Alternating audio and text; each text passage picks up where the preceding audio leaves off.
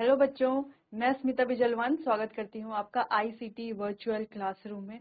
और आज हम पढ़ने जा रहे हैं क्लास 8 साइंस का चैप्टर कोल एंड पेट्रोलियम, यानी कि कोयला और पेट्रोलियम। चलिए, ये चैप्टर जो है हम अपने प्रीवियस लेक्चर में स्टार्ट कर चुके थे। यहाँ पर जो रिसोर्सेज यानी कि संसाधन हमारे होते हैं वो हम पढ़ चुके थे। प्राकृतिक संसाधन क्या होते हैं उसके बारे में भी हमने डिटेल में पढ़ लिया था। अच्छा, दो तरीके के संसाधन, प्राकृतिक संसाधन हमारे पास होते हैं। एक होते हैं एक्सटिंग्विशेबल, ठीक है, एग्जॉस्टेबल और एक होते हैं इनएग्जॉस्टेबल, यानी कि एक हमारे रिन्यूएबल और एक नॉन रिन्यूएबल।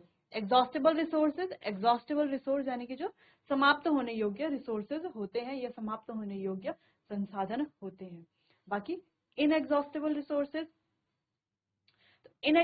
रिसोर्सेज ऐसे संसाधन जो क्या होते हैं, जो बार बार हम जितना भी उनको क्या करें, इस्तेमाल करें, जितना भी उनको यूज करें, वो क्या होते, समाप्त नहीं होते। ठीक है, जिनको हम अक्षय संसाधन, अक्षय प्राकृतिक संसाधन भी कहते हैं। ठीक, दूसरा जो रिन्यूएबल रिसोर्स यानी कि जो हमारे नवीकरणीय संसाधन होते हैं, वो क्या होते हैं, वो प्रकृति में अपने आप क्या होते रहते हैं, रिन्यू होते रहते हैं, अपने आप बनते रहते हैं। जैसे कि हमारा जल है, वायु है, सूर्य की किरणें हैं, ठीक है। जबकि जो हमारे एग्जॉस्टेबल रिसोर्स होते हैं वो क्या होते हैं, सीमित मात्रा में हमें मिलते हैं। ठीक है, सीमित मात्रा में हमारे पास होते हैं। जैसे कि हमारा वन है या खनिज है, कोयला है, पेट्रोलियम है, प्राकृतिक गैस है। तो इस तरह के जो हमारे संसाधन होते हैं वो होते हैं एग्जॉस्टेबल रिसोर्सेज। ठीक है, वो होते हैं एग्जॉस्टेबल रिसोर्सेज। चलिए आगे बढ़ते हैं। आगे हम कोयले के बारे में बताते हैं। कोयला हमारा एक प्रकार का क्या है, प्राकृतिक संसाधन है, यानी कि नेचुरल रिसोर्स है। ठीक है, नेचुरल रिसोर्स है। और ये कैसा नेचुरल रिसोर्स है, एग्जॉस्टेबल, यानी कि समाप्त होने योग्य नेचुरल रिसोर्स। क्यों समाप्त होने योग्य क्यों है, क्योंकि ये जो है इसे बनने में जो है काफी समय लगता है। ठीक, लगभग 300 मिलियन वर्ष से भी ज्यादा वर्ष लगते हैं कोयले को बनने में। तो अगर हम ज्यादा इस्तेमाल करते हैं तो ये खत्म हो सकते हैं। ठीक है, इनकी जो मात्रा है वो कम हो सकती है, वो ये क्या हो सकते हैं, खत्म हो सकते हैं, समाप्त हो सकते हैं। ठीक है, चलिए, तो पहला जो हमारा कोल यानी कि कोयला है, उसकी कुछ प्रॉपर्टीज, कुछ विशेषताएं हैं जो हम पढ़ चुके हैं। एक बार थोड़ा सा इनको रिवाइज कर लेते हैं कि ये कैसे होते हैं। कठोर होते हैं, रंग में काले होते हैं। Coal is one of the fuel used to cook food. ये क्या होते हैं, ऐसे ईंधन होते हैं जो खाना पकाने में उपयोग होते हैं। अगला, ये जो है रेलवे इंजन में भी इस्तेमाल होते हैं, उपयोग होते हैं। आगे ये थर्मल पावर प्लांट में बिजली उत्पादन में भी काम आते हैं, प्रयोग होते हैं। और ये जो है अलग अलग उद्यानों में, उद्योगों में ईंधन की तरह भी काम आते हैं। फिर आगे हमने पढ़ी थी कोल की स्टोरी की, कैसे जो है हमारा कोल बनता है। इसको शॉर्ट में हम स्टोरी को देखते हैं कि लगभग 300 वर्ष पूर्व जो हमारी धरती है, धरती पर क्या थे, घने जंगल थे। तो किसी प्राकृतिक आपदा जैसे कि बाढ़ के कारण जो है ये सारे घने जंगल जो है मिट्टी के अंदर समा गए, मिट्टी के अंदर दफन हो गए। ठीक है, तो मिट्टी के अंदर दफन होने के बाद क्या हुआ, जो और ज्यादा मिट्टी इनके ऊपर आती गई, इनके ऊपर क्या हुई, मिट्टी की लेयर बनती गई और मिट्टी इनके ऊपर डिपॉजिट होती गई, जिससे कि अंदर के जो डेंस फॉरेस्ट थे वो क्या होते गए, कंप्रेस होते गए। ठीक है, दबते गए नीचे की ओर। धीरे धीरे वहां पर क्या था, उच्च तापमान और उच्च दबाव होने के कारण धीरे धीरे जो ये हमारे क्या थे, डेंस फॉरेस्ट थे, धीरे धीरे जो है ये कोयले में परिवर्तित हो जाते हैं। और ये जो प्रोसेस है इसको बोला जाता है कार्बनीकरण प्रक्रिया। ठीक, चलो आगे बढ़ते हैं। इस तरीके की हमारे पास कोयले की खान होती है। आगे कोयला, कोयले में क्या होता है, देखो मेजरली कोयले में कार्बन कंपाउंड होता है। ठीक है, कोयला बनता कैसे है, कार्बन कंपाउंड से बनता है, उसमें ज्यादा क्या होता है, कार्बन पाया जाता है। ठीक, अच्छा, ये जो है वनस्पतियों के यानी कि मृत वनस्पतियों से बनता है, इसीलिए इसे क्या बोला जाता है, जीवाश्म ईंधन भी बोला जाता है, या हम फॉसिल फ्यूल कहते हैं। ठीक, और जब हम कोयले को जलाते हैं यानी कि इसे कोयले को बर्न करते हैं तो यहाँ पर जो है क्या निकलती है, अधिक मात्रा में कार्बन डाइऑक्साइड गैस निकलती है, CO2 भी जिसे हम बोलते हैं। तो कार्बन डाइऑक्साइड गैस यहाँ पर प्रोड्यूस होती है। ठीक, आगे बढ़ते हैं। कोयले से जो है हमें 3 मेन प्रोडक्ट इसके मिलते हैं। एक हमारा कोक, दूसरा कोलतार और तीसरा कोयला गैस। चलो ये तो हम पढ़ चुके थे। अब पेट्रोलियम की बारी है। तो कोल, कोयला गैस और कोलतार, कोक, ये सारे ही हम पढ़ चुके हैं। चलिए अब पेट्रोलियम की बारी आती है। अब पेट्रोलियम जो है हमारे पास, पेट्रोलियम से हमें 2 चीजें मिलती हैं। पेट्रोलियम क्या है? एक तरह का प्राकृतिक संसाधन है। पेट्रोलियम से हमें 2 चीजें मिलती हैं। जैसे वैसे तो कई चीजें मिलती है, पर 2 मेन चीजें इससे मिलती है, वो है हमारा पेट्रोल और डीजल। ठीक है, पेट्रोलियम से ही हमें पेट्रोल और डीजल मिलता है। पेट्रोल जो कि हल्के जो हमारे वाहन होते हैं, ठीक है, हल्के वाहन या स्वचालित वाहन जो हमारे, जिनको हम खुद से, जैसे कि कार, स्कूटर है, ठीक है, बाइसाइकिल है, तो ये जो हमारे वाहन है, इनमें पेट्रोल क्या करता है? इनमें पेट्रोल ईंधन का काम करता है। ठीक है। दूसरा जो हमारे क्या होते हैं, भारी वाहन होते हैं, भारी मोटर वाहन जैसे कि ट्रक, ट्रैक्टर, उनमें जो है डीजल फ्यूल की तरह यानी कि ईंधन की तरह काम करता है। ठीक, चलो ये भी हमने पढ़ लिया था। आगे बढ़ते हैं, फॉर्मेशन ऑफ पेट्रोल। अब पेट्रोल का फॉर्मेशन कैसे होता है? जिस तरीके से हमने कोल की स्टोरी पढ़ी थी, यानी कि कोयले की स्टोरी पढ़ी थी, उसी प्रकार जो है हम पेट्रोलियम की यहाँ पर स्टोरी या पेट्रोलियम कैसे बनता है वो हम यहाँ पर अभी पढ़ेंगे। चलिए, तो petroleum was formed from organism living in the sea. यानी कि पेट्रोलियम कैसे बनता है? उन ऑर्गेनिज्म से बनता है जो कहाँ रहते हैं, उन जीवों से बनता है जो जीव कहाँ रहते हैं, पानी में रहते हैं, यानी कि ओशन में रहते हैं, यानी कि समुद्र में रहते हैं। ठीक है, कहाँ रहते हैं? सी में रहते हैं, समुद्र में रहते हैं। ठीक, as these organisms died, their bodies settled at the bottom of the sea and got covered with layers of sand and clay. जैसे ही ये जो हमारे जीव हैं ये डाई यानी कि मर जाते हैं, तो इनकी जो क्या होता है, इनका जो मृत शरीर होता है वो धीरे धीरे धीरे धीरे क्या कहाँ चला जाता है? धीरे धीरे धीरे धीरे समुद्र के या सी के नीचे, बॉटम वाले पार्ट में, यानी कि सबसे नीचे वाले भाग में चला जाता है। ठीक, अब सबसे नीचे वाले भाग में चला जाता है तो क्या होता है, धीरे धीरे वहां पर और ज्यादा सैंड, क्ले यानी कि रेत, मिट्टी से क्या हो जाते हैं, वो और ज्यादा दब जाते हैं। ठीक, रेत और मिट्टी से दब जाते हैं। Over millions of years, absence of air, हजारों साल तक ऐसे नीचे दबे रहने से वहां पर क्या होता है, वायु की कमी होती है। उच्च तापमान और उच्च प्रेशर, उच्च तापमान और उच्च दाब के कारण जो वो हमारे क्या है, मृत जीव है, वो पेट्रोलियम और प्राकृतिक गैस में कन्वर्ट हो जाते हैं। पेट्रोलियम और प्राकृतिक गैस बन जाते हैं। ठीक, समझ में आया? अच्छा, पहले आप इसे नोट कर लिए, फिर इसको जो है अच्छे से एक बार और हम समझेंगे। ठीक है, चलिए अब आप नोट कीजिए।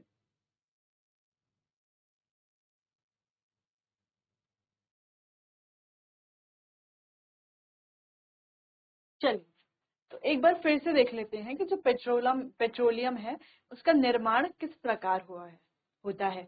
ठीक है, देखो पेट्रोलियम जो है वो कैसे बनता है, हम समुद्र के जीवों से बनता है। ठीक है, समुद्र के जीवों से पेट्रोलियम बनता है। कैसे बनता है समुद्र के जीवों से? जब ये समुद्र के जीव जो है मृत हो जाते हैं, तो इनके जो मृत शरीर होते हैं वो समुद्र के पेंदे में जाकर के सेटल हो जाते हैं, पेंदे में चले जाते हैं। ठीक, यानी कि बॉटम में चले जाते हैं। फिर धीरे धीरे क्या होता है, इनके ऊपर रेत और मिट्टी की लेयर जो होती हैं, तहें जो होती हैं, तहों जिनको हम बोलते हैं, वो क्या हो जाती है, इनके ऊपर आ जाती हैं, मिट्टी की और रेत की लेयर्स, जिसके कारण ये क्या हो जाते हैं और अंदर को जो इसके दब जाते हैं। ठीक है, तो जब मिट्टी की लेयर इनके ऊपर आ जाती है, उस वजह से क्या होता है, यहाँ पर जो है वायु नहीं जा पाती। ठीक है, तो वायु की क्या हो जाती है, अनुपस्थिति हो जाती है। तो वायु की अनुपस्थिति हो जाती है वहां पर। ठीक है, तो फिर लाखों वर्षों में क्या होता है, हजारों लाखों वर्षों में क्या होता है, ना तो वहां पर कोई वायु है और वहां पर क्या है, उच्च तापमान और उच्च दाब। इसके कारण जो हमारी क्या थी, जो भी हमारे मृत जीव थे समुद्र के, वो धीरे धीरे पेट्रोलियम में परिवर्तित हो जाते हैं। धीरे धीरे क्या हो जाते हैं, पेट्रोलियम में परिवर्तित हो जाते हैं। ठीक, यही थी प्रोसेस पेट्रोलियम बनने की। अच्छा, पेट्रोलियम और प्राकृतिक गैस में परिवर्तित हो जाते हैं। देखो इस प्रकार जो है हमारे जीव रहे होंगे, जीव जब मृत हो जाते हैं तो इस प्रकार जो है इसके पेंदे पर आकर के ये लग जाते हैं।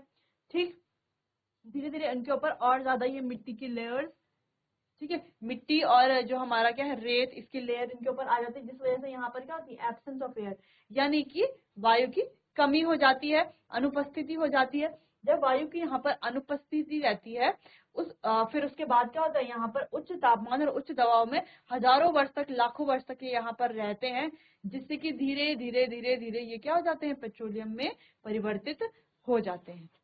ठीक, चलिए समझ में आ गया। अगर आपको समझ में नहीं आया कि पेट्रोलियम का निर्माण किस प्रकार होता है तो आप मुझसे पूछ सकते हैं।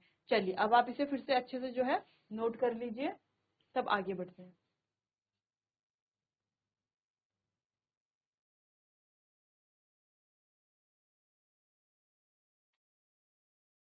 चलिए अब पेट्रोलियम का निर्माण हम पढ़ चुके हैं, अब आगे बढ़ते हैं। तो इस तरीके का जो है पेट्रोलियम और नेचुरल गैस डिपॉजिट रहती है इस तरीके से। ये हमारे पास डायग्राम हमारी बुक में भी है, तो बुक में भी हम देख सकते हैं। चलिए आगे बढ़ते हैं। रिफाइनिंग ऑफ पेट्रोलियम, तो पेट्रोलियम के रिफाइनिंग कैसे होती है, कैसे होगी पेट्रोलियम के रिफाइनिंग। चलिए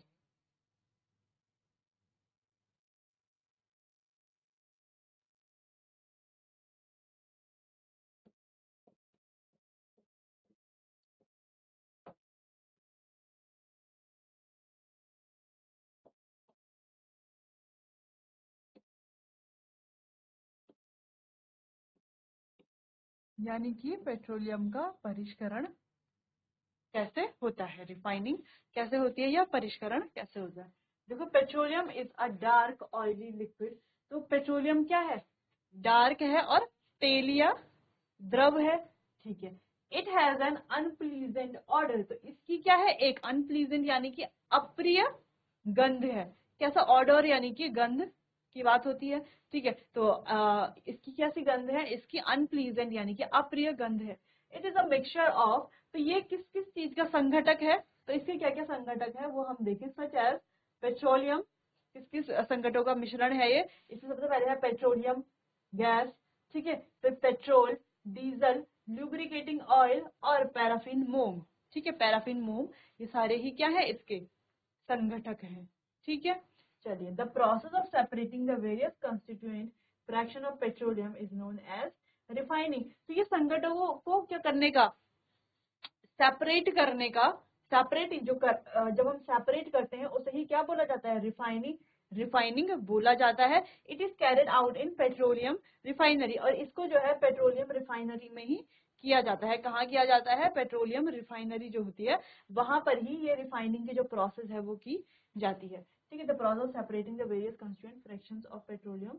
ठीक है, कौन से कॉन्स्टिट्यूएंट, ये जो हमारे संघटक है इन्हीं को सेपरेट करना, इन्हीं को सेपरेट करना, यानी कि पेट्रोलियम से पैराफिन मोम को, डीजल को, पेट्रोल को, ल्यूब्रिकेटिंग ऑयल को, पेट्रोलियम गैस को, इन चीजों को क्या करना, अलग करना। यही कौन सी, यही क्या जो प्रक्रिया है या प्रोसेस हम इसे बोल सकते हैं, कौन सी प्रोसेस है, रिफाइनिंग की प्रोसेस है यही। ठीक है, और ये जो प्रोसेस है ये कहाँ पर होती है, ये पेट्रोलियम रिफाइनरी में ही होती है। ठीक, चलिए अब आप इसे नोट कर लीजिए, पेट्रोलियम के बारे में यहाँ पर क्या लिखा है, उसके क्या क्या संघटक होते हैं। ठीक है, और यहाँ पर कैसे कैसे जो है उसको रिफाइन किया जाता है, और कहाँ पर ये रिफाइनिंग की जो प्रक्रिया है वो होती है। चलिए नोट कीजिए।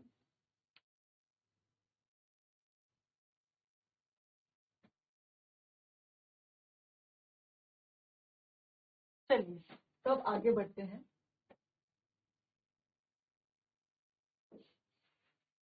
Various constituent of petroleum and there uses, यानी कि पेट्रोलियम में जो है अलग अलग संगठक जो हमारे होते हैं वो कौन कौन से होते हैं और उनके क्या क्या उपयोग होते हैं।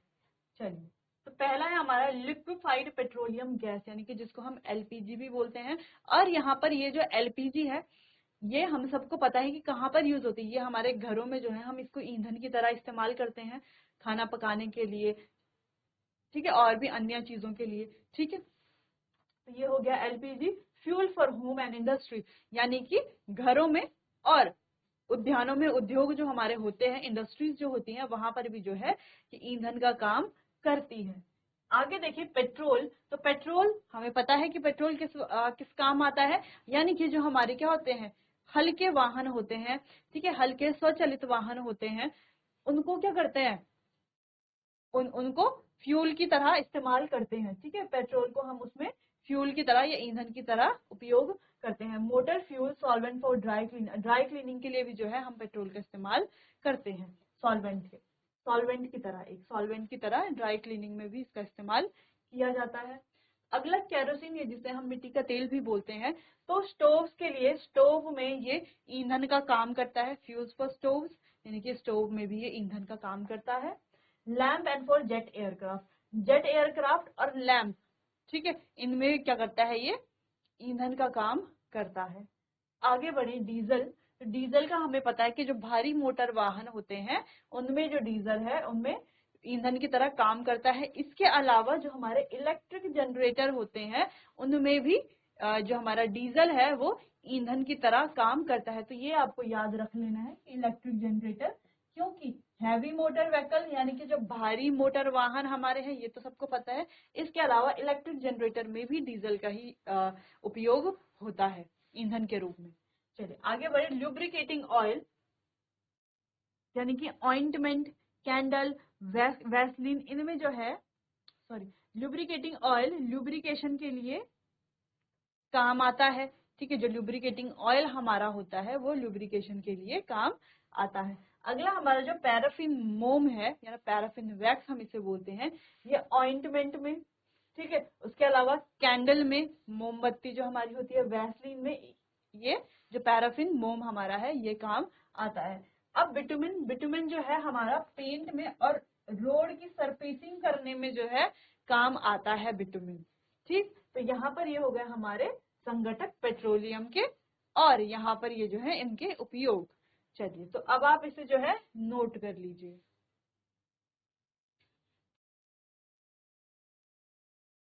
लुब्रिकेटिंग ऑयल को हम बोलते हैं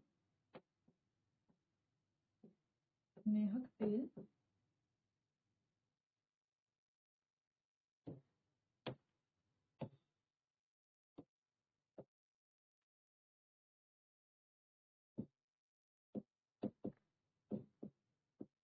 और लुब्रिकेशन में ये हेल्प करता है। चलिए अब आप नोट कर लीजिए इसे।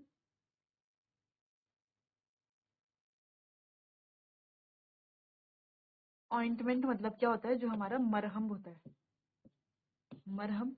बाकी ये कैंडल, मोमबत्ती, वैसलीन यानी कि जो हमारी वैसलीन होती है, पेंट, रोड सरफेसिंग यानी कि सड़क का निर्माण।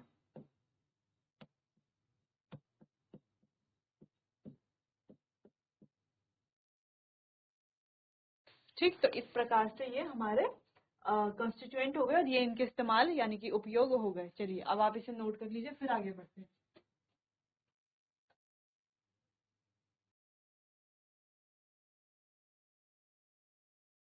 चलिए तो आगे बढ़ते हैं। आगे हमारे पास नेचुरल गैस यानी कि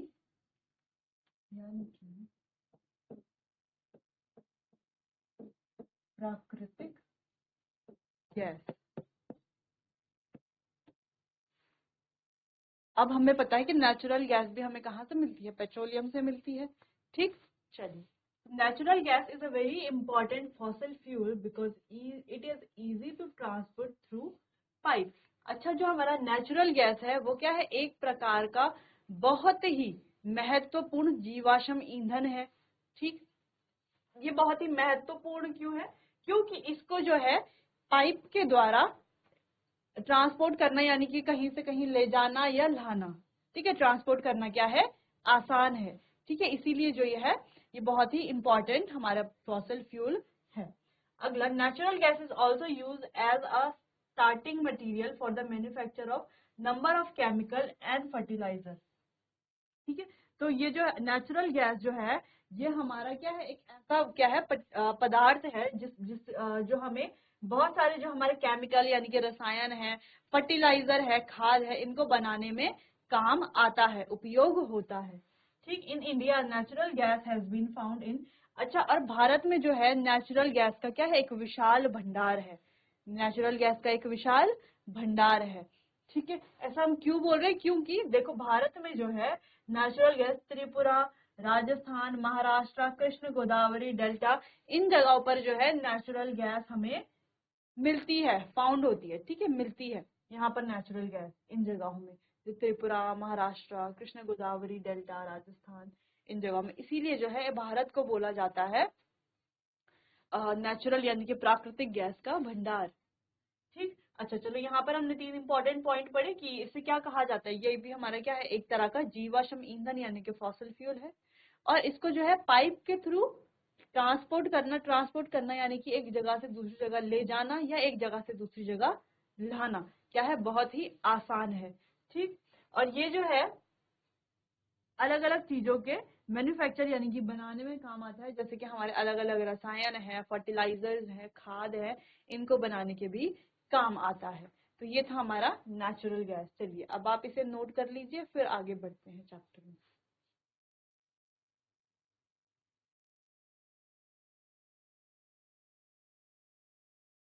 चलो कोई एग्जाम्पल हो हमारा प्राकृतिक, जैसे कि हमारा सीएनजी, कंप्रेस्ड नेचुरल गैस, या हम बोलते हैं कंपीरित प्राकृतिक गैस। ठीक है, या हम बोलते हैं कंप्रेस्ड नेचुरल गैस।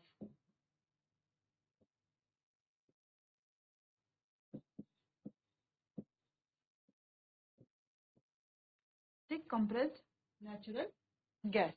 तो इस तरीके से यहाँ पर हमने पढ़ लिया है नेचुरल गैस, पेट्रोलियम और नेचुरल गैस, यानी कि पेट्रोलियम के अंडर हमने क्या क्या पढ़ लिया, पेट्रोल, नेचुरल गैस, डीजल, इन चीजों के बारे में हमने पढ़ लिया। बाकी का जो हम चैप्टर है वो कंटिन्यू करेंगे हमारे अगले सेशन में। तब तक के लिए आप अच्छे से पढ़ाई करते रहिए, एग्जाम की अच्छे से तैयारी करते रहिए। जो भी हमने यहाँ पर चैप्टर पढ़ा है उसे अच्छे से रिविजन कीजिए, उससे रिलेटेड जो है क्वेश्चन आंसर कीजिए, आंसर राइटिंग की प्रैक्टिस करते रहिए, जिससे कि एग्जाम्स में आप अच्छे से स्कोर कर पाएंगे। चलिए तो मिलते हैं अपने अगले सेशन में, तब तक के लिए आपका बहुत बहुत धन्यवाद।